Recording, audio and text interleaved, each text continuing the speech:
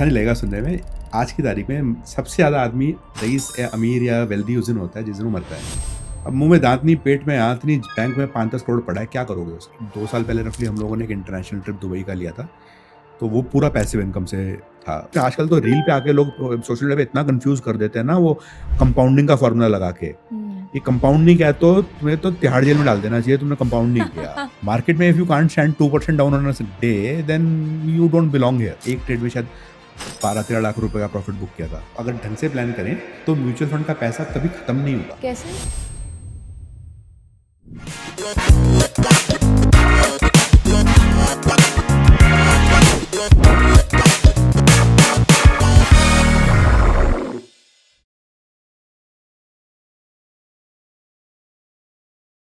तो ऑडियंस को पहले आप थोड़ा कॉन्टेक्स्ट दीजिए। आप कहाँ से हैं? आपका बैकग्राउंड क्या है? आपकी करियर ट्रैजेक्टरी कैसी रही है? करियर काफ़ी इंटरेस्टिंग रहा है। Most okay. Of my life Delhi में रहा हूँ। दिल्ली में पढ़ते वक़्त 2 स्टार्टअप चालू किए थे। एक आईटी में और एक मैन्युफैक्चरिंग में। व्हाट मैन्युफैक्चरिंग में कॉलेज में होते हुए? हाँ, तो उस टाइम पे कंधे पे पेटियाँ रख के घूमते थे दिल्ली के अंदर, मटेरियल लाके मैन्युफैक्चरिंग किया, मीटर यूनिट्स को सप्लाई करते थे। That hmm. Was with my father. तो इंटरेस्टिंग पार्ट था, पढ़ भी रहे थे, काम भी कर रहे थे। आईटी में सॉफ्टवेयर बनाए, कमर्शियल पहला सॉफ्टवेयर ₹5000 में 95 में सेल किया था। बैचलर्स करने के बाद I went to Chandigarh masters करने के लिए। अभी आईटी इंडस्ट्री में फॉर्मली काम करते-करते इट्स बीन 25 इयर्स। पिछली 3 जॉब्स में मेरा रोल चीफ टेक्नोलॉजी ऑफिसर का रहा है। I have worked with lot of banks, international bank जैसे मॉर्गन स्टैनले हो गया, बार्कलेज हो गया, हेज फंड्स में काम किया है। तो पूरी ज़िंदगी टेक्नोलॉजी में काम किया है, but with a overlap on functionality which is banking, BFSI. मेरा स्पेशलाइजेशन इन्वेस्टमेंट बैंकिंग में रहा है, वो मेरा पैशन भी है एंड आजकल मेरा फोकस उस पे ज़्यादा होता है। मेरी फैमिली में पढ़ाई का कल्चर बहुत स्ट्रॉन्ग है। पढ़ाई से ज़्यादा I would say it is more like continuous learning. मैंने आईआईएम बैंगलोर से फाइनेंशियल रिस्क मैनेजमेंट किया है, करीब 18 महीने का कोर्स था। हुँ, हुँ। तो that is equal to MBA finance second year in some ways. उसके अलावा आईएम कोझिकोड से मैंने डेटा एनालिटिक्स पढ़ा है। फिर केलॉग्स यूनिवर्सिटी से प्रोडक्ट मैनेजमेंट सीखा है, जो कि आईटी में बहुत काम आता है। आपका खुद का जर्नी भी बहुत इंटरेस्टिंग है, the pivot from IT to now finance, and वो वैसे ही था throughout I guess because intersection भी उसमें ही था। I am so glad I have the perfect person in front of me जिसके साथ आज हम पैसिव इनकम पे डीप डाइव करेंगे। बट पहले बेसिक से शुरू करते हैं कि पैसिव इनकम एग्जैक्टली है क्या, एंड ये अपने एक्टिव इनकम का कितना परसेंटेज होना चाहिए? अगर आप पैसे को कमाने के लिए उसके लिए कुछ भी काम कर रहे हैं, जिसके कि अगर आपने वो काम नहीं किया तो पैसा नहीं आएगा। जैसे अभी मैं सुबह आया तो आते वक़्त गाड़ी में ही देखा, मैंने अपनी कार में देखा कि एक एक्सिस बैंक मैसेज आया है कि भई this amount has been credit to your account. वो एक बॉन्ड का रिटर्न था। तो शनिवार को भी आ गया। मैंने उसमें कुछ काम नहीं किया। वो एक पैसिव इनकम है। पर यहीं पे अगर मैं मंडे मॉर्निंग बैठ के कुछ ट्रेड ले रहा हूँ, मैं मान लीजिए कुछ इन्वेस्टमेंट बीटीएसटी ट्रेड लिया है कि आज खरीदा है कल बेचा है, या इंट्राडे कर रहा हूँ। अगर मैं उस टर्मिनल पे नहीं बैठा, अगर मैंने वो ट्रेड नहीं लिया तो मेरे को पैसा नहीं आएगा। तो वो मेरी एक्टिव इनकम है। बहुत बार लोग कन्फ्यूज़ हो जाते हैं कि भई मैं जैसे एग्ज़ाम्पल बिटकॉइन में आपने ट्रेड लिया है, आजकल इंडिया में लीगल है, एज़ लॉन्ग एज़ आप गवर्नमेंट के रूल्स फ़ॉलो कर रहे हैं। पर अगर आप फैमिली के डिनर टेबल पे जाके मोबाइल पे बैठे हैं और ट्रेड देख रहे हैं, और अभी ट्रम्प का एक ट्वीट आया और 5% बिटकॉइन गिर गया और सडनली खाना खराब हो गया, तो वो पैसिव इनकम नहीं है वो।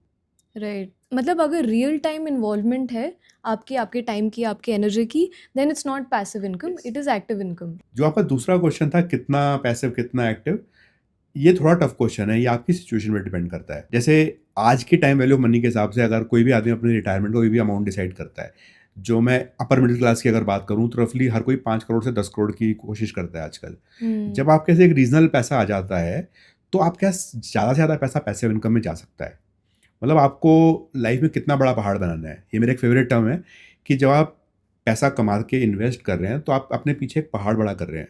कोई भी पर्सन जो अच्छा सक्सेसफुल है, वो सबसे ज़्यादा वेल्दी या रिच किस दिन होता है? ये सैलरी डे, पे डे की बात तो नहीं हो रही? हाँ, जैसे सैलरी बढ़ती रहेगी, एक पॉइंट पे आप या, रिटायर हो जाओगे, तो कब राइट। होगा? I think towards the end of your life, क्योंकि तब तक आप अक्यूमुलेट कर पाते हो। अच्छा नहीं लगेगा सुनने में। आज की तारीख में सबसे ज़्यादा आदमी रईस या अमीर या वेल्दी उस दिन होता है जिस दिन वो मरता है। हुँ। अब आपको वेल्थ कितनी छोड़ के जानी है अपने बच्चों के लिए, वो आपकी मर्ज़ी है। आपने उनकी पढ़ाई-लिखाई पे खर्च दिया, अच्छा कर रहे हैं, तो आपको वेल्थ प्लैटर डाउन कर सकती है। होता क्या है कि मैक्सिमम लोग 55-60 की रिटायरमेंट एज सरकार ने तय करी है, जो सैलरीड लोगों के लिए है। लोग उसके बाद ही पैसा बढ़ाना बंद नहीं करते। भई आप कमाओगे कब? 55-60 की उम्र में आपके पेरेंट्स तो चले गए ऊपर। हुँ। बच्चे डिस्ट्रीब्यूट हो गए, कोई यूएस पढ़ रहा है, कोई चला गया नौकरी कर रहा है इंडिया में, कहीं और नौकरी कर रहा है, हो सकता है आपके साथ हो। अब मुंह में दांत नहीं, पेट में आंत नहीं, बैंक में 5-10 करोड़ पड़ा है, क्या करोगे उसको? वेल्थ का करना क्या है लाइफ में? आप पैसा एंजॉय कब करते हैं? जब आपके बच्चे आपके साथ में हैं और आप उनके अंदर घूमने जा सकते हैं, पेरेंट्स के साथ घूमने जा सकते हैं। वो एज होती है 40 से 55 रफली। पैसा है नहीं हाथ में, एक ईएमआई दे रहे हैं गाड़ी की, एक दे रहे हैं घर की, हो सकता है मल्टीपल की दे रहे हो, साथ में एसआईपी चल रहे हैं, पीछे पहाड़ बन रहे हैं, बच्चों की स्कूल फी 5-5 6-6 लाख रुपए साल की है, हाथ में पैसा नहीं है। ये मैक्सिमम लोगों को कोई ना कोई हेल्थ इश्यूज आ रहे हैं, हर आदमी स्ट्रेस में है। क्यों है भाई? पैसे की रिक्वायरमेंट इतनी ज़्यादा है बिकॉज एसआईपी बंद नहीं कर सकते, महंगे घर में रहना है, स्ट्रेस बहुत ज़्यादा है, लाइफ एंजॉय करने के लिए पैसा नहीं है। और जब तक वो पैसा बचेगा 50 के बाद, मैक्सिमम लोगों से आप बात करिए, जिन लोगों को reasonable middle class, upper middle class की बात करूँ तो 50 के बाद पैसे की रिक्वायरमेंट कम होने लगती है। मैक्सिमम लोग जो रीजनेबली सक्सेसफुल हैं, जिन्होंने बच्चों की फीस का या शादी का हिसाब अलग से कर दिया है, जो कि वन टाइम या एडहॉक एक्सपेंसेस बोलूंगा मैं, जो आपके रनिंग एक्सपेंसेस उनके लिए 1 लाख 1.5 लाख 2 लाख रुपया बहुत है। बड़ी गाड़ी बड़ी घर की कोई लिमिट नहीं है, आप कितना भी ले सकते। 2 लाख एक अमाउंट पकड़ लेते हैं फॉर वेरी गुड लाइफ, उसके लिए आपको 3 से 4 करोड़ रुपया बहुत है, आइडियली 2 करोड़ भी बहुत है। अगर आप 2-2.5 करोड़ रुपए को ठीक से इन्वेस्ट करें ओवर 2-3 साल धीरे धीरे करके, जिससे कि एक आध मार्केट के अप डाउन निकल जाए, तो उसमें आप 2 लाख रुपए पैसिव इनकम निकाल सकते हैं। जब से मैंने अपना फायर वाला पार्ट मन में एक्सेप्ट किया है कि हाँ भाई पहुंच गया हूँ, पैसा मेरा बड़ा है, कम नहीं हुआ है।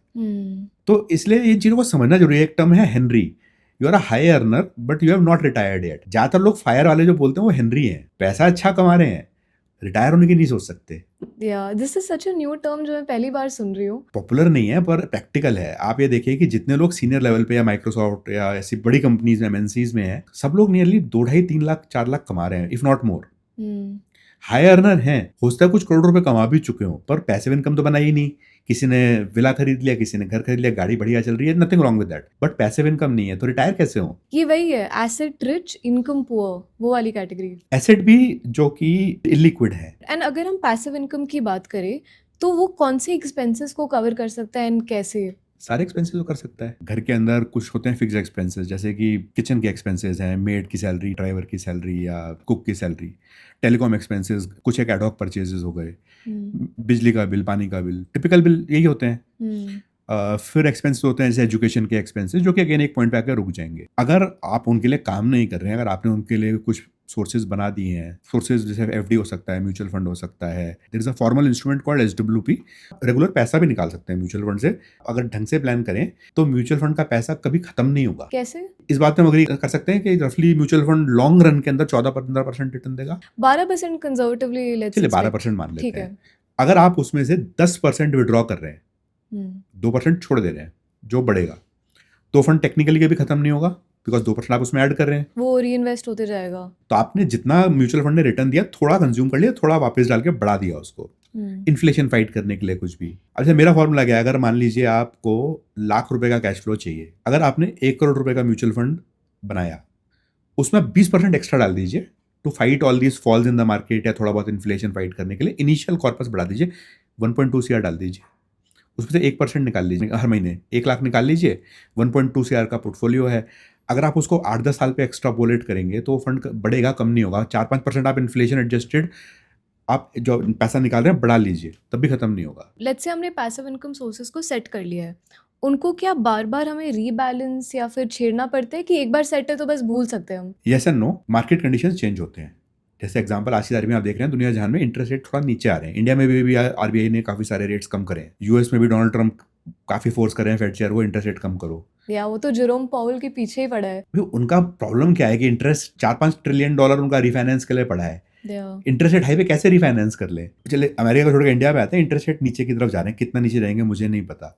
तो कहीं ना कहीं पे डेट इंस्ट्रूमेंट्स जो होते हैं उनका रिटर्न कम आएगा। जो लोग सीनियर सिटीजन एफडी पे डिपेंडेंट है, उनका महीने का इनकम कम हो जाएगा, उनका खर्चा तो कम नहीं होगा जो इन्फ्लेशन से बढ़ गया पीछे, थोड़ी रिबैलेंसिंग तो करनी पड़ेगी। तो जब मैक्रोस चेंज होते हैं इकोनॉमी में, तो इंस्ट्रूमेंट्स को थोड़ा बहुत शफल करना पड़ता है। जैसे आज मैं बोलता हूँ कि अगर इंटरेस्ट रेट कम होने वाले हैं तो भाई एफडी बॉन्ड जिसको करने होते हैं आज कर लो, थोड़े 4-5 साल के। लोग करते हैं 1 या 2 साल के, उसमें इंटरेस्ट थोड़ा ज़्यादा मिल जाता है, कई बार 5 साल वाले का 0.5% कम मिलता है। इक्विटी में भी आप देखेंगे तो इंटरेस्ट रेट सेंसिटिव स्टॉक्स होते हैं, जो इंटरेस्ट कम होने पे, ज़्यादा होने पे ऊपर नीचे जाते हैं। क्रूड प्राइस वाले स्टॉक होते हैं जो ऊपर नीचे जाते हैं। क्वार्टर में एक बार कर लिया, 6 महीने में एक बार कर लिया, या इवेंट बेस कर लिया। Got it. तो बिल्कुल ही हैंड्स ऑफ नहीं है, maybe once a quarter या वंस इन 6 मंथ्स आपको देखना पड़ेगा, बट नॉट कि लाइक डेली मॉनिटरिंग है ना, फोन को ही घूरते जा रहे हो। नहीं, उसकी कोई ज़रूरत नहीं है। आप 6 महीने में भी एक बार, खुद जानते हैं तो खुद कर लीजिए, वरना कोई एडवाइजर, कोई दोस्त हो या कोई फॉर्मल हो जिसको आपने हायर कर रखा है, उसको पैसा देने में कोई हर्जा नहीं है। ऑडियंस की अंडरस्टैंडिंग के लिए आपका पोर्टफोलियो का साइज कितना है एंड उसका परसेंटेज वाइज ब्रेकअप कितना है? सो जैसे मैंने आपको पैसिव इनकम बताया था कि काफ़ी सारी पैसिव इनकम बॉन्ड से, एफडी से आती है। सो बॉन्ड अप्रॉक्सीमेटली मेरे पोर्टफोलियो में भी 20% हिस्सा है। This will keep on going up. मेरी एज 50 क्रॉस कर रही है, जैसे मैंने पहले बताया था, तो मेरी रिस्क एपेटाइट मैं रिड्यूस कर रहा हूँ, जानबूझ के कर रहा हूँ। ये नहीं कि मुझे इक्विटी में प्रॉब्लम है, बट मुझे पहाड़ उतना बड़ा चाहिए नहीं। बॉन्ड में एनबीएफसी बॉन्ड लेता हूँ टिपिकली, जिनका rate pre tax around 11% average रहता है। एफडीज बहुत लोग आजकल पसंद नहीं करते हैं, पर मैं करता हूँ। एफडीज तकरीबन होंगी मेरे पास में 15 से 20% एफडीज भी होंगी, ठीक है। बट एफडीज को मैं लिवरेज के लिए यूज करता हूँ ओडी के थ्रू। तीसरा पार्ट है गोल्ड। गोल्ड अगेन अराउंड 10-15% तो होगा। गोल्ड सिल्वर, गोल्ड चेंज होता रहता है। आज मेरी एक्सपेक्टेशन है गोल्ड बढ़ने की। मुझे अभी भी लगता है गोल्ड 1.5 लाख जाएगा, 1 साल में जाएगा, 6 महीने में जाएगा, 2 साल में जाएगा, उतना मुझे नहीं पता। तकरीबन ये हो गया 40-45% हिस्सा। 35 हो गया। कुछ पैसा अभी भी पीएफ में है, वाइफ ने अभी तक विड्रॉ नहीं किया है। 50-55 के आसपास पहुंच जाएगा, इतने में थोड़ा मिसलिनियस मान लीजिए। बाकी वेरियस फॉर्म्स ऑफ इक्विटी में है। इक्विटी के वेरियस फॉर्म इसलिए बोल रहा हूँ, मैक्सिमम लोग म्यूचुअल फंड से शुरू करते हैं, मैंने इक्विटी से शुरू किया था। ओके। तो तकरीबन 15 साल इक्विटी में रहने के बाद में अब मुझे लगता है कि शायद म्यूचुअल फंड वालों के पास में मुझसे ज़्यादा न्यूज़ अपडेटेड रहती है। कई बार मुझे पता नहीं चलता है, जैसे कल आपने देखा हो तो कुछ एक स्टॉक्स जब जेन स्ट्रीट को बैन किया तो जेन धम से स्ट्रीट गिर वाला। गए। अब नोवामा कंपनी में कोई प्रॉब्लम ऐसा तो है नहीं, बट इंडिविजुअल गिर गया, बीएससी गिर गया, तो ये सब चीज़ें मुझे तो पता नहीं लगेंगी, म्यूचुअल फंड वालों को शायद मुझसे पहले पता लग जाएंगी। तो अब मैं म्यूचुअल फंड्स और इंडेक्स बेस्ड ईटीएफ्स की तरफ जा रहा हूँ। डायरेक्ट इक्विटी में ज़्यादा रहता है, कुछ ट्रेडिंग में, कुछ लॉन्ग टर्म इन्वेस्टमेंट में। मैंने डीमैट अकाउंट सेपरेट कर रखे हैं कि ये डीमैट अकाउंट लॉन्ग टर्म के लिए, वरना बहुत कन्फ्यूजन आता है। जब आपको पैसे में प्रॉफिट दिखता है ना, तो लगता है बेच दो। तो मैंने लॉन्ग टर्म के लिए एक डीमैट अकाउंट अलग किया हुआ है, और मेरे अकाउंट और वाइफ के अकाउंट्स अलग अलग रहते हैं। हर portfolio is more towards passive income, तो घर वही चलाती हैं, तो इक्विटी में भी डिविडेंड वाले टेंडेंसीज की वो रख लें।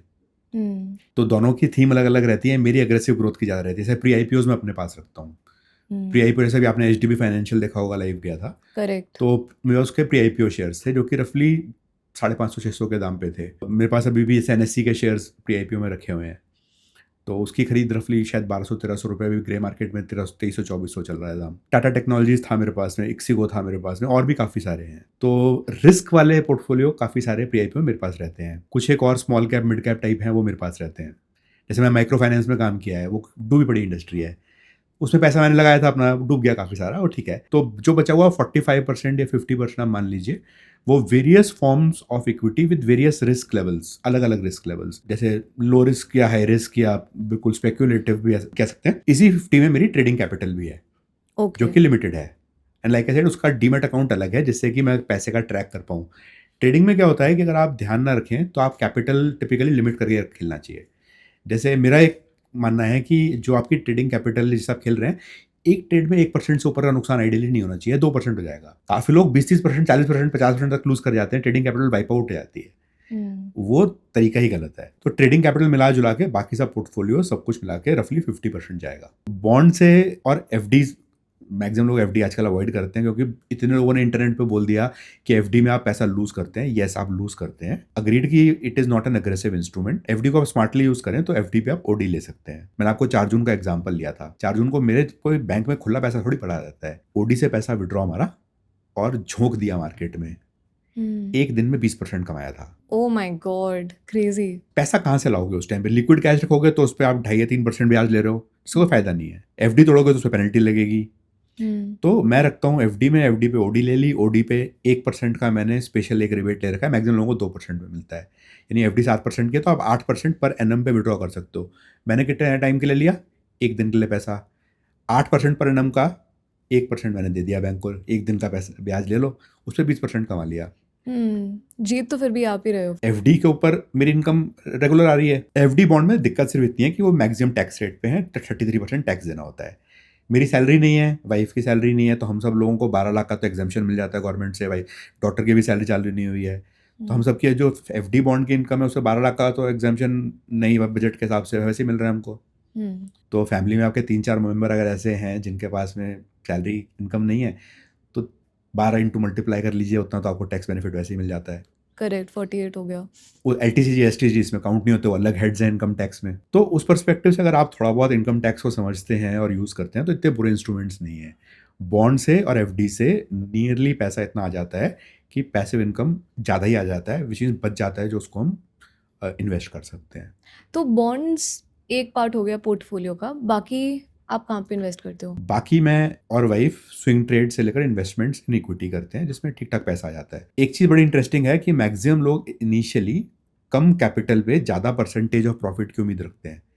जैसे 2 लाख का ट्रेड लेंगे, उसमें 20-25 हज़ार कमाने की कोशिश करते हैं। ऐसा कोई शेयर बता दो जो कि 10% बढ़ जाए एक महीने में। एज यू ग्रो वाइजर और जैसे पैसा थोड़ा आप कैपिटल बढ़ा सकते हो, तो आप 4-5% में खुश हो जाते हो कि अगर एक महीने में 4% की ट्रेड मिल गई, बहुत बड़ी बात है। आप उसको अगर हर महीने कर रहे हो तो 48% कोई किसी को मिलता नहीं है। तो कैपिटल थोड़ी बढ़ा दी, ट्रेडिंग इन्वेस्टमेंट करते हैं, उसमें लॉस भी हो जाता है कई बार, और इवेंचुअली अगर प्रॉफिट हो रहा है तो ठीक ठाक पैसा उससे आ जाता है। वो डे ट्रेडिंग नहीं है, डे ट्रेडिंग में कभी कभार टाइम होता है तो कर लेता हूँ। मेरी एक स्पेशलिटी क्या है कि मैं 3 महीने 6 महीने आगे देखता हूँ। एंड इस पोर्टफोलियो से आप कितना पैसिव इनकम जनरेट कर पाते हो? मेरा probably expense, and I believe in good life, तो 1.5 से 2 लाख का एक्सपेंस होगा महीने का। बच्चों के एजुकेशन और मैं इसमें नहीं गिनता, उनके लिए मैंने अलग से डिपॉजिट्स कर रखे हैं। ठीक है। मैक्सिमम ये सारा का सारा पैसिव कैश फ्लो से निकल जाता है, कुछ बच ही जाता है। मोस्टली FD बॉन्ड्स और कुछ डिविडेंड यील्ड स्टॉक्स हैं। ओके। बाकी प्री IPO से भी डिविडेंड आता है, जैसे NSE के स्टॉक से अच्छा खासा डिविडेंड आता है। लास्ट ईयर 20-1 हज़ार रुपये का डिविडेंड सिर्फ NSE के स्टॉक से आया था, जैसे एग्जांपल। तो ऐसे कुछ बीज बो रखे हैं अलग अलग तरह से, तो कुछ ना कुछ फसल कटती रहती है वहाँ से। अगर आपने बॉन्ड्स का एक डाइवर्सिफाइड पोर्टफोलियो बना रखा है तो लिटरली आपके पास हर 2 दिन 3 दिन में एक क्रेडिट का मैसेज आ जाता है। ओके। FD का तो महीने के एंड पे आता है, जैसे फिक्स्ड है। हम्म तो मैं FD में भी मैं महीने का महीना पैसा लेता हूँ, मुझे एनुअल नहीं चाहिए, मैं महीने का महीना लेता हूँ, उससे डिस्क्रिप्शन मेरा आ जाता है। होता क्या है ना, आप एनुअल लेते हैं आपके हाथ में पैसा नहीं होता, अपॉर्चुनिटी आई पैसा नहीं है। जब महीने का आ रहा है आपके हाथ में आ गया, तो आपका मन है आप उसे FD करिए, बॉन्ड में डालिए, गोल्ड में डालिए, जो उस दिन अपॉर्चुनिटी है, जो चीज़ मार्केट में अच्छे दाम पे अवेलेबल है, आप उसमें इन्वेस्ट कर सकते हैं अगर आपके हाथ में लिक्विडिटी है तो। एंड अपने पैसिव इनकम से आपने सबसे बड़ा स्पेंड कौन सा किया है? 2 साल पहले रफली हम लोगों ने एक इंटरनेशनल ट्रिप दुबई का लिया था, तो वो पूरा पैसिव इनकम से था उस फंडेड। कुछ उसमें इक्विटी रिटर्न था, कुछ एक्यूमुलेटेड बॉन्ड रिटर्न था। उस ट्रिप का कॉस्ट कितना था? तकरीबन 6 लाख के आसपास था। 6 लाख का trip entirely through passive income? Totally passive income से था। इक्विटी का एक ट्रेड था जो कि तकरीबन साल भर रखा होगा। वो एक ट्रेड है जो कि शायद मेरे लाइफ का मैक्सिमम रिटर्न रहा होगा। एक ट्रेड में शायद 12-13 लाख रुपए का प्रॉफिट बुक किया था। एंड हम इस लेवल तक कैसे पहुंच सकते हैं कि पूरा लाइक दुबई का ट्रिप पैसिव इनकम से फाइनेंस करे? You will say I want to get rich, मतलब कि किसी कुछ ऐसा हो जाए कि रातों रात पैसा आ जाए। नॉट ट्राइंग टू से इन रॉन्ग वे। या आप इसको रिवर्स कैलकुलेट करिए। मान लीजिए मैं अगर आज 40 का होता और मुझे 50 का बीज बोना है कि भी एट द एज ऑफ 50 मुझे फाइनेंशियली रिटायर होना है, तो मैं कहता हूँ रिवर्स कैलकुलेट करो। आपको आज चाहिए मान लीजिए 2 लाख रुपया महीना, उसको आप इन्वेस्टमेंट इन्फ्लेशन से सबसे एडजस्ट करके बोलिए कि वो तब कितना हो जाएगा, मान लीजिए 3 लाख हो जाएगा, तो आपको तब 3 लाख चाहिए। उसको रिवर्स कैलकुलेट करिए कि अब आपको क्या क्या बीज बोने हैं जो उस टाइम पे जाके आपको 3 लाख देंगे। ओवरनाइट नहीं आएगा। इक्विटी जैसे आप अगर डिविडेंड यील्ड पोर्टफोलियो बनाना चाहते हैं तो डिविडेंड यील्ड में हर कंपनी का एक पे आउट रेशो होता है, जैसे 20%, 30%, 50%। आपका जो अर्निंग होगा, अर्निंग पर शेयर के हिसाब से, उसका कुछ परसेंट वो शेयर होल्डर्स को एज अ रिटर्न दे देते हैं, राइट। तो डिविडेंड यील्ड का ये कॉन्सेप्ट है कि आपको पे आउट रेशो के हिसाब से पैसा मिल जाएगा। मैक्सिमम कंपनी आप उठाओ तो अपील नहीं करेंगे डिविडेंड यील्ड के लिए, अरे तो 1-1.5% डिविडेंड यील्ड देता है। मैक्सिमम लोग छोड़ देते हैं। भाई वो EPS इस रेट पे ग्रो कर रहा है, पे आउट रेशो तो सेम रहेगा। 4 साल 5 साल बाद तो वो आपकी इन्वेस्टमेंट वैल्यू में 5-6% दे रहा होगा, प्लस ग्रो कर रहा है, राइट। तो अगर आपको डिविडेंड यील्ड में बिलीव करना है तो आपको बीज आज बोएंगे तो 5 साल बाद फल मिलेगा उसका। अभी PFC REC टाइप के जो शेयर्स हैं ग्रो ज़्यादा शायद ना कर रहे हो, बट वो पैंडेमिक टाइम पे जो उनका रिटर्न था तब शायद 10-11% था, आज 2.5-3% रह गया। EPS ग्रो कर गया है। जिन लोगों ने तब खरीदा था, मैंने खरीदा था, मैंने बेच दिया, मेरी मूर्खता है, बेच दिया, वरना मेरा आज उस पर डिविडेंड यील्ड 20% होता। मैंने बेच दिया, मैंने कहा दोबारा खरीद लूंगा, मौका नहीं लगा, शेयर 4 गुना हो गया और डिविडेंड यील्ड रह गया 3%। एंड आज की डेट पे आपके इंश्योरेंस का कवर कितना है? इंश्योरेंस का तो कॉन्सेप्ट लोग समझते नहीं है। इंश्योरेंस अर्निंग मेंबर की होनी चाहिए। मेरा कवर रफली 6 करोड़ के आसपास का है। 6 करोड़ लाइफ इंश्योरेंस का, 4% नॉर्मल का, एक्सीडेंटल हो तो 2 करोड़ एडिशनल। एंड अपनी एक्टिव इनकम का कितना परसेंटेज आप इंश्योरेंस कवर पे स्पेंड करते हो? मेरी तकरीबन एक तनख्वाह से थोड़ा कम इंश्योरेंस में जा रही है। अगर मैं हेल्थ केयर और डाल दूँ, उसका हेल्थ इंश्योरेंस डाल दूँ, तो नियरली एक तनख्वाह सिर्फ इंश्योरेंस में जाती है, इतनी ले रखी है। पर क्या मुझे ज़िंदगी भर चाहिए? हेल्थ इंश्योरेंस चाहिए, वो मैं रखूँगा। लाइफ इंश्योरेंस तब तक चाहिए जब तक जो प्राइमरी अर्निंग मेंबर है उसकी सैलरी पे आपकी डिपेंडेंसी है, एक्टिव इनकम पे डिपेंडेंसी है। जिस दिन एक्टिव इनकम की डिपेंडेंसी खत्म होगी, उस दिन आपको इंश्योरेंस नहीं चाहिए। इंश्योरेंस एक्सपेंस है, रिस्क मैनेजमेंट है, वो इन्वेस्टमेंट नहीं है। पैसिव इनकम से मैं उसको पे करता हूँ। एश्योर्ड इनकम है तो आप मे भी डाल सकते हो कि फ्यूचर में इतना आएगा एश्योर्ड वैल्यू को। That is going to be very less compare to जो आपको बाकी इंस्ट्रूमेंट से मिल जाएगा। ये मैं 100% बोल रहा हूँ। That's the point I was trying to make कि अगर किसी के पास पैसिव इनकम है देन इंश्योरेंस की ज़रूरत शायद ना हो, जैसे आपने कहा, बिकॉज इनकम रिप्लेसमेंट का स्कोप ही नहीं है ना। सबसे ज़्यादा इंश्योरेंस कब चाहिए होती है? जब आपकी फैमिली आप पे डिपेंड है। से आप 30 ईयर्स के हो और आपका पेरेंट्स रिटायर्ड है, आपकी पूरी फैमिली आप चला रहे हो। आपके पेरेंट्स, उनकी हेल्थ केयर, स्पाउस, बच्चे, बच्चों की future education till college graduation, सबसे ज़्यादा लंबा सफ़र आपको तब तय करना होता है when the kid is just born. Living expenses पहले 5 साल के नर्सरी केजी के से लेकर 12वीं तक। आज की तारीख में मेट्रो सिटीज़ में, you live in Bangalore right? तो बैंगलोर बैंगलोर में एक रीजनेबल स्कूल 4 से 5 लाख रुपए साल का मिनिमम होगा। ज़्यादा वाले बहुत होंगे, इससे कम वाले कम होंगे। ओके हैदराबाद में अच्छे स्कूल भी मेरी जो बेटी स्कूल में जाती है उसमें करीब 6-7 लाख की फीस है साल की। पर 2 बच्चे हैं तो लगा लो अब कितना जाएगा, महीने का 70-80 हज़ार तो उसी में जा रहा है। इंश्योरेंस चाहिए। If the main earning member dies, उसका स्पाउस कहाँ से बच्चे को पढ़ाएगा? क्या लेवल गिरा देगा, गवर्नमेंट स्कूल में भेजेगा? कि इन्फ्लेशन एडजस्टेड एजुकेशन एक्सपेंस है, हेल्थ केयर है, लिविंग एक्सपेंस है, सब लगा लगो कितना चाहिए? कम से कम 10 से 20 साल का सस्टेनेंस चाहिए at the age of 30। And आपका preferred source of passive income कौन सा है? चेंज होता रहता है मार्केट कंडीशंस के हिसाब से। जैसे अगर मैं पेंडेमिक में वापस जाना नहीं जाना चाहूँगा पर अगर गया तो I would buy truck loads of dividend yield stocks. कचरे के दाम पे बिक रहे थे जितने इंडियन ऑयल कॉर्पोरेशन के स्टॉक्स हैं, आईओसी के, और ये कंपनियां यूजुअली 8-10 साल तक तो मुझे बंद होती नहीं दिखती। आरईसी, पीएफसी, कोल इंडिया, जितने आप पीएसयू कोई सा उठा लो, आज की तारीख में सबके सब in excess of 10% dividend yield दे रहे होते हैं। मैंने तब खरीदे भी थे। एक इंडियन बैंक का स्टॉक है, आज 5% डिविडेंड देता है। मैंने उस टाइम पे 40,000 शेयर खरीदे थे उसके। उस टाइम पे उसका दाम शायद था 70-80 रुपया। मैंने 120-130 में बेच दिया। आज वो शेयर ही 500 रुपए का है। ओह गॉड मैं उसी शेयर में रिटायर हो गया होता। आज बॉन्ड यील्ड्स 12% के आसपास है और नीचे गिरने वाला है रेट। बॉन्ड्स के, एनबीएफसीज के शायद ना गिरे, स्पेशली बिकॉज डेट फंड्स को गवर्नमेंट ने 30% पे टैक्सेबल बना दिया है। 2 साल पहले चेंज आया था इनकम टैक्स में। डेट फंड्स पहले टैक्सेबल, शायद जहाँ तक मुझे ध्यान है, मैं I am not an expert on this, but शायद म्यूचुअल फंड के तरह टैक्स होते थे। 2 साल पहले जो आपके डेट फंड्स टाइप है उन पे नॉर्मल टैक्स कर दिया है। तो मुझे उम्मीद नहीं है कि बॉन्ड यील्ड्स इतनी ज़्यादा गिरेंगी हिंदुस्तान में।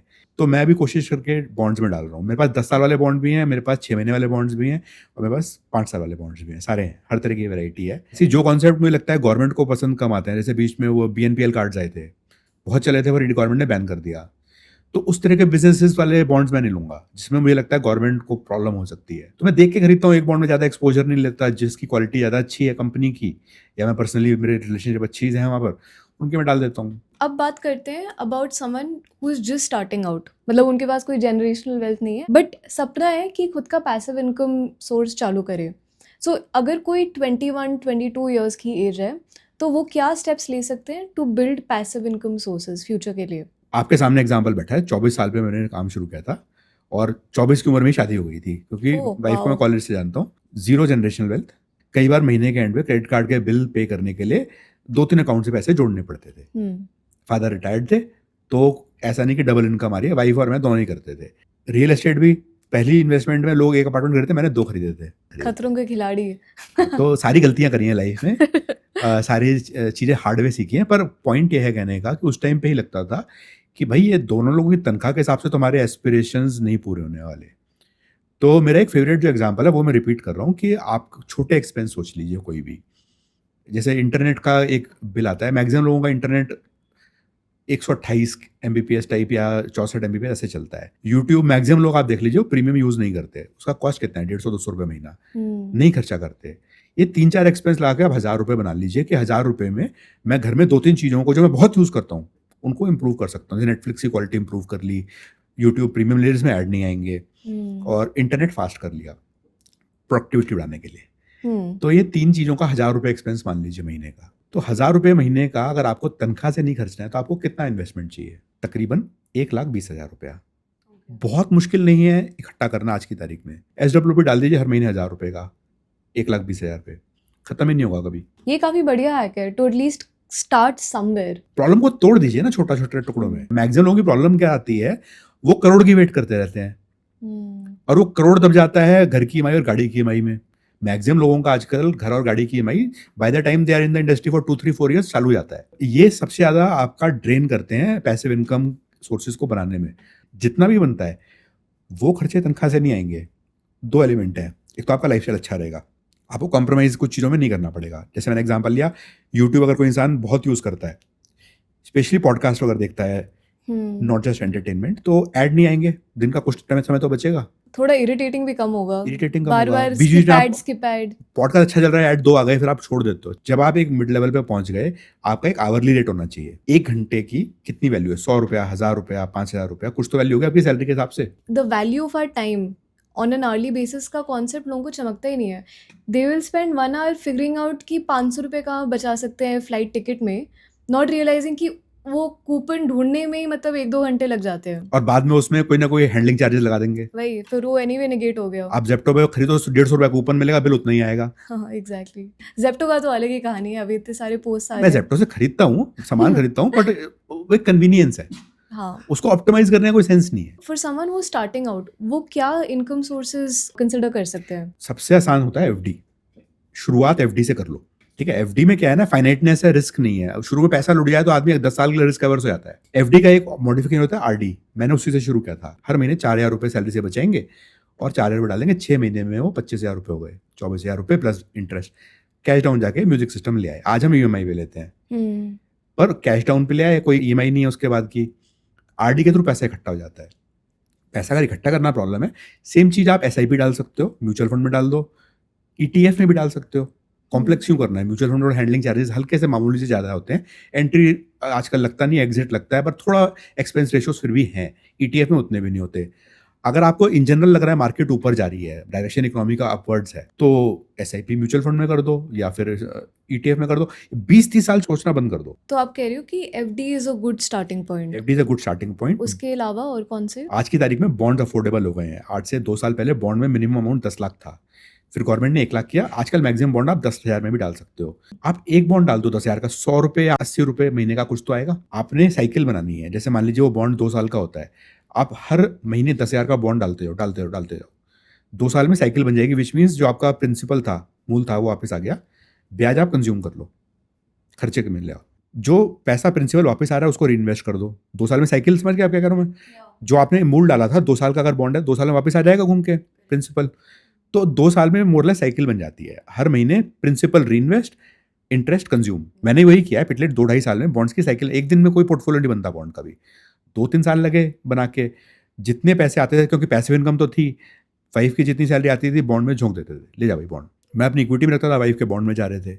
2 साल चलती रही साइकिल, बनती रही, पैसे प्रिंसिपल ऐड करते गए हर महीने। कई बार लमसम पैसा आया तो उससे हमने होम लोन वापस नहीं किया। कुछ 10 साल के बॉन्ड थे, उनमें इकट्ठा लमसम पैसा डाल दिया। लमसम पैसा कभी भी दुबई ट्रिप में लगाना लगा लो, एस्पिरेशन है तो ठीक है लगा लो, या फिर प्रीपे करने में, गाड़ी खरीदने में, इनमें आइडियली नहीं लगाना चाहिए, क्योंकि लमसम लाइफ में कभी कभी मिलता है। मैक्सिमम लोगों से पूछ लीजिए जो पीएफ विड्रॉ करते हैं, मैक्सिमम लोग होम लोन चुकाने के लिए करते हैं या घर खरीदने के लिए करते हैं, एसेट बिल्ड करने के लिए नहीं करते। जिस घर में आप रहते हो वो एसेट नहीं है, भले उसकी वैल्यू बढ़ रही है। लेट्स से कोई 26 ईयर ओल्ड है जो महीने में 1 लाख रुपए कमा रहे हैं, तो वो अपनी इनकम को किस तरह से एलोकेट कर सकते हैं? मेरे पास एक बार हो चुका है कि मैंने ईएमआई 3-4 बांध ली थी, महीने का 70-80 हज़ार रुपये जा रहा था और सडनली जॉब नहीं थी। उसको कैसे एलोकेट करें ताकि वो अच्छी खासी पैसिव इनकम दे? देखिए, पहले तो आपके मिनिमम एक्सपेंसेस तो हो ही गए, उसमें से 50-60 हज़ार तो मिनिमम एक्सपेंस हो जाएगा, रेंटल और लिविंग एक्सपेंस मिला के। 5,000 रुपये आसपास डिस्क्रिप्शन रख लीजिए महीने का कि इतना हम खर्च लेंगे अपने आप, हैप्पीनेस बजट, वो हर महीने होना ज़रूरी है। बाकी 25-30 हज़ार रुपये बचना चाहिए, वो आपके डिस्क्रिशनरी एक्सपेंस में नहीं जाना चाहिए। नॉन डिस्क्रिशनरी में चला गया कि भाई इसमें तो ऑप्शन ही नहीं है। जो एक्सपेंसेस इस तरह के हैं, गाड़ी अपग्रेड के, फ़ोन अपग्रेड के, घर अपग्रेड के, वो ज़रूरी नहीं है। घर ऑफिस के पास रखो, कम्यूटिंग एक्सपेंस भी हो जाएगा, टाइम बढ़ जाएगा। टाइम का मैक्सिमम लोग मोनेटाइज नहीं करते या क्वांटिफाई नहीं करते। लोगों के घर होते हैं ऑफिस से दूर, 4 घंटे ट्रैफिक में फंसे हैं, गाड़ी चला रहे हैं, एंजॉय कर रहे हैं। क्या एंजॉय कर रहे हो?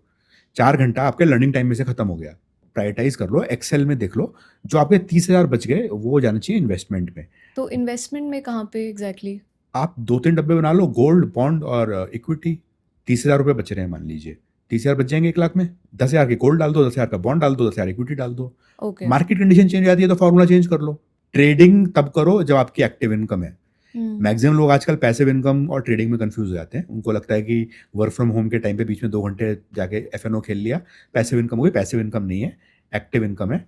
और बीच में अगर एक कॉल आ गई तो ट्रेड चौपट हो जाएगा, नुकसान हो जाएगा। वो कौन सी इन्वेस्टमेंट चॉइसेस या हैबिट्स हैं जिससे पैसिव इनकम सोर्सेज शायद किल ही हो जाए? मैं एक एग्जांपल लेकर इलस्ट करता हूँ। अगर मैंने कोई सा भी आप ब्लू चिप उठा लो, Reliance, HDFC bank, ICICI bank, कोई सा भी ब्लू चिप उठा लो, मैंने 24 साल की उम्र में अगर वो ले लिया होता तो आज मुझे 10-15% डिविडेंड दे रहा होता। ब्लू चिप टिपिकली आधा पौना परसेंट के ऊपर डिविडेंड नहीं देते, right? Correct.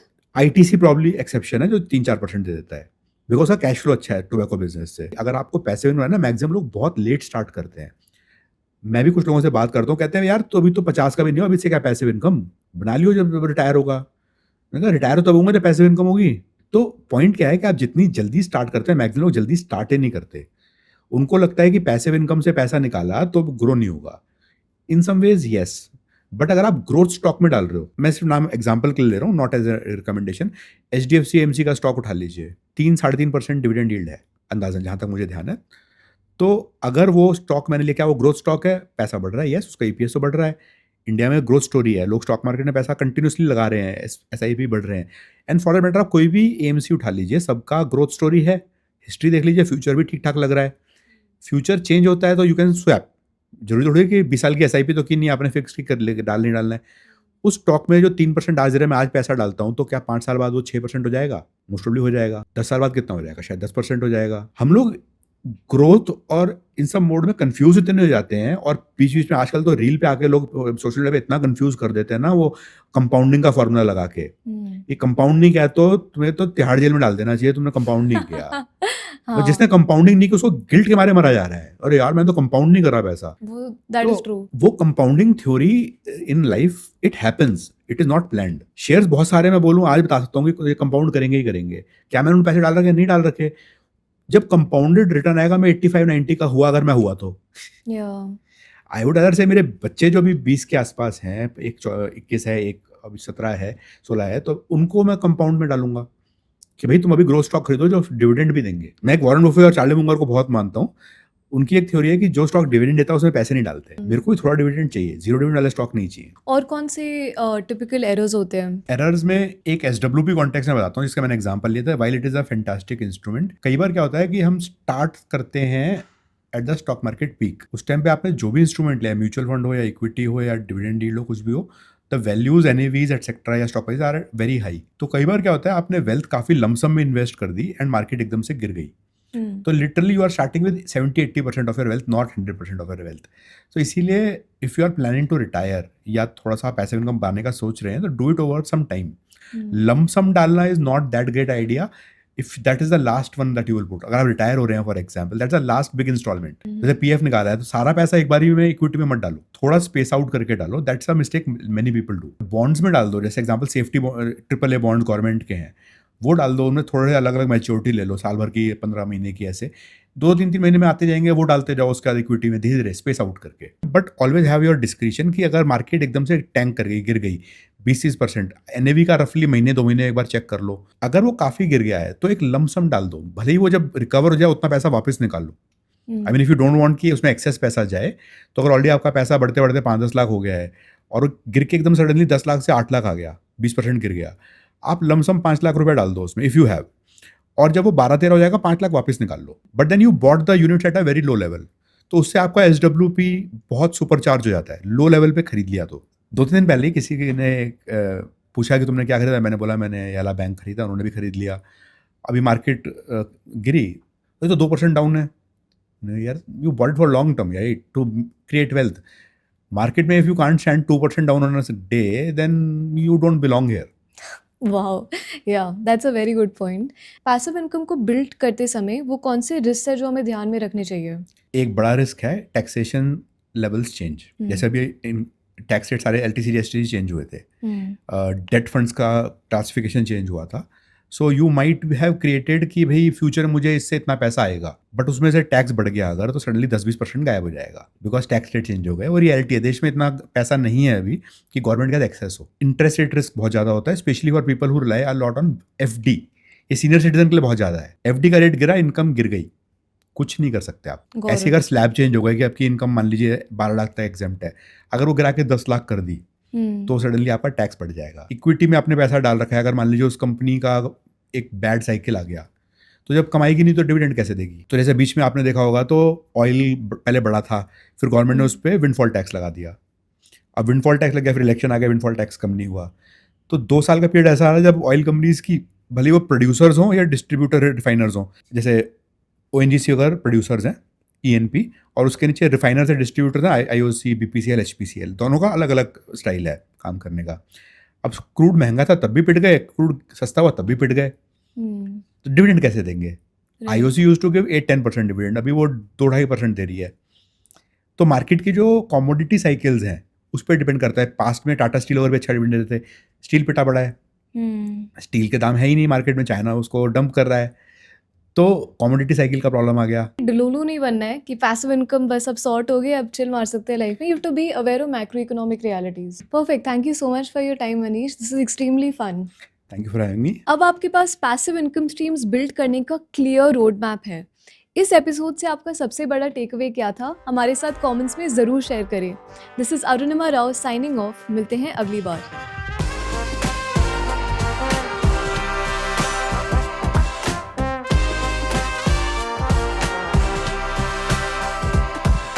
Investment in securities market are subject to market risks. Read all the related documents carefully before investing. Please read the risk disclosure documents carefully before investing in equity shares, derivatives, mutual fund, and or other instruments traded on the stock exchanges.